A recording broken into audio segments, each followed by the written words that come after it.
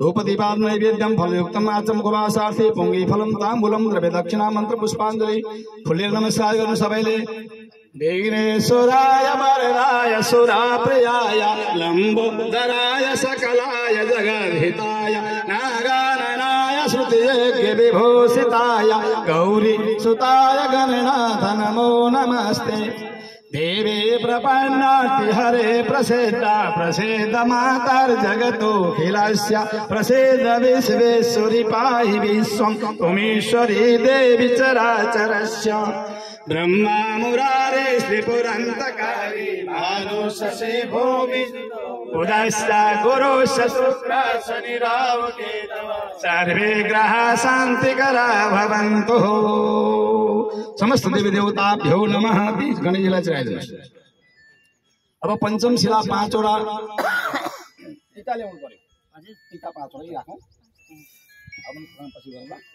5 वटा ईटा राम शिला जसरी हनुमानले राम नाम लेखेर राम सेतु ठुलो निर्माण गर्नुभयो त्यस्तै प्रकार यो आश्रम धेरै ठुलो जमिनले भरिएको 5 बिघा भन्दा उँभो भरिएको जमिन प्राप्त भएर खूब ठुलो आश्रम बनोस् भन्ने शुभकामनाको साथमा अब हामी पंचम शिलाको पूजा गर्दै छौं। सबै कुराको 5 वटाको विधान हुन्छ। पंचम शिला 5 जना 5 तत्व 5 परिवार र पञ्चायत देवताको पनि हाम्रो विधान छ। फुलेर नमस्कार गरौँ। ये पंचम शिला राम शिला हनुमान जी ने राम नाम लेखेर सेतु बन्धन गर्नुभएको थियो।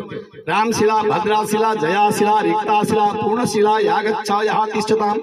अलिकति मसला पनि बनाउनु लाउनु पर्यो। मसला सिमेन्ट हालेर करनी हालेर यागच्छ यहाँ तिष्ठताम यावत् पूजां करोमि तावस्तम सुस्थिरो भवः। ये 5 वटा शिलाको पूजा गर्दिनु हजुरले। पंचम शिलाय नमः आवाहयामि। राम शिलाय पानीमा हात चोक्नु आवाहन गर्नु। राम शिलाय नमः। हर्घ्यम आचमनीयम पंचामृतम अक्षताहरू चढाउनु पुष्पफलको फूल चढाउनु दुर्वांकुरम फूलहरू चढाउनु धूप दीप नैवेद्य प्रसाद फल पान सुपारी पुंगी फल ताम्बूल यथाशक्तोपचारार्थे पूजयामि नमस्करोमि। पंचम शिलाय नमः। राम शिला 5 वटा ठाउँ राम शिला भद्रा शिला जया शिला रिक्ता शिला पूर्ण शिला यागच्छयः तिष्ठतां यावत् पूजां करोमि तावस्तं स्वस्तिरो भव सुप्रसन्न सुवरदो भवः। अनंत वासुकी पद्म महापद्म तक्षिका नाग नागिनी को ध्यान गर्नु। यहाँका फूल दिवक्षताले नमस्कार गर्नु। फुलेर हात जोड्नु। अब यहाँ चाँदीको नाग नागिनीको पनि पूजा हुन्छ तर अहिले यति नै पूजा गरौँ। नागलाई ध्यान गर्नु। यहाँका स्थानीय देवी नाग नागिनीहरू अनंत वासुकी पद्म महापद्म तक्षिका उलीकर्को टको शंख अष्टनाग प्रकृतो नागराजाय विद्महि विषदन्ताय धीमहि तन्नो सर्प प्रचोदयात्। यही 5 वटा नागलाई सम्बोधन पूजा गर्नु। अब कछुवा अवतार भगवान विष्णुको ध्यान गर्नु। जब समुद्र मन्थन गर्दाखेरि सिमेरु पर्वत तल भुइँमा समुद्र भित्र पस्दाखेरि भगवानले बराह कछुवाको अवतार धारण गर्नुभएको थियो। कश्यप अवतार विष्णु भगवानको फुलेर नमस्कार गर्नु।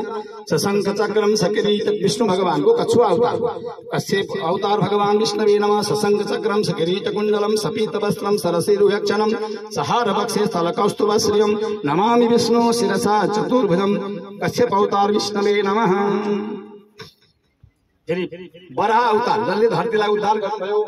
धरतीलाई हिरण्याक्षले वध गरेर लगेको थियो पत्तालोकमा। उहाँबाट भगवान बराह अवतारले यस धरतीलाई ल्याएर स्थापित गर्नुभयो। उहाँको पनि पुष्पले नमस्कार गरिन्छ। ओम बराहाय नमः। यहाँ गच्छ यहाँ तिष्ठताम यावत् पूजां करोमि तावस्तं सुस्थिरो भवः। बराह भगवानलाई पनि जोड्नु। अब आफ्ना कुलहरूलाई पनि सम्झिनु फुलेर। ओम कुलायिनी कृतवती उमा गौरी शिवा दुर्गा भद्रा भगवती तथा कुलदेव्या चामुण्डा रक्षेतु मम सर्वदा। हे कुलदेवता मेरो रक्षा गर्नुहोस्। मेरो परिवारको रक्षा गर्नुहोस्। मेरा कुल कुटुम्ब बन्धु बान्धवको रक्षा गर्नुहोस्। मैले गर्न आँटेको काम मैले हाँकेको मैले ताकेको मैले चिराएको काम गुरुजीको आशीर्वादले मेरो परिपूर्ण होस्। ओम कुलदेवताय नमो नमः। पितृपुरुषलाई पनि ध्यान गर्नु। पितृहरूको आशीर्वादले यो काम गर्न आँटेको छु। हे पितृदेवताहरू मेरो काम पूरा गर आशीर्वाद दियो। देवताभ्या पितृभ्या महायोगी भयावच नमः स्वाहा ईश्वराय नित्यमेव नमो नमः। समस्त पितृ चरण कमलेभ्यो नमः।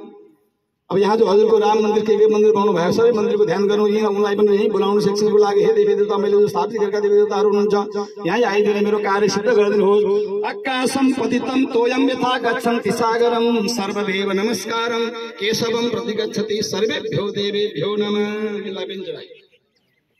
अब निर्माण कसले गर्छ भनेदेखि विश्वकर्मा बाबाले गर्नुहुन्छ। उहाँको पूजा गरिन्छ। मसला करणी यसलाई निकालौँ।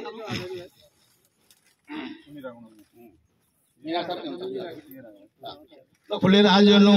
कस्तो बोल्नुहोस् भनेदेखि हिरण्याश्चमे अस्माश्चमे मृत्तिकाश्चमे गिरयश्चमे पर्वताश्चमे सिकताश्चमे वनस्पतयश्चमे वनस्पतिहरू फुलै फुल्दै ढाकेको यो वैकुण्ठको जस्तो उसले नदीको छेउसम्म पुगेपछि नदी गङ्गा जमुना सरस्वती नदी नाराहरू छन्। यी नदीहरू पनि खुसी रहने यहाँका नदीसम्म यो आश्रम पुगोस्। बहुत ठुलो आश्रम हो। जस्तो प्रकारले सुना चाँदी हिरा मुद्रिले जोडिएको होस्। अस्माश्चमे मृत्तिकाश्चमे गिरयश्चमे पर्वताश्चमे सिकताश्चमे वनस्पतयश्चमे हिरण्यञ्चमे याश्चमे श्यामञ्चमे लोहञ्चमे शीशञ्चमे प्रपुष्चमे तिम्रेण कल्पन्ताम्यामि। मसला पूजा गर्नु।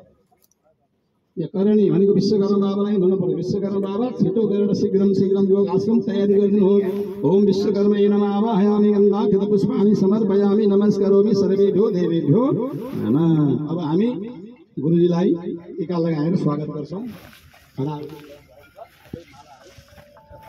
परिवार आउने गुरुजीको साथमा।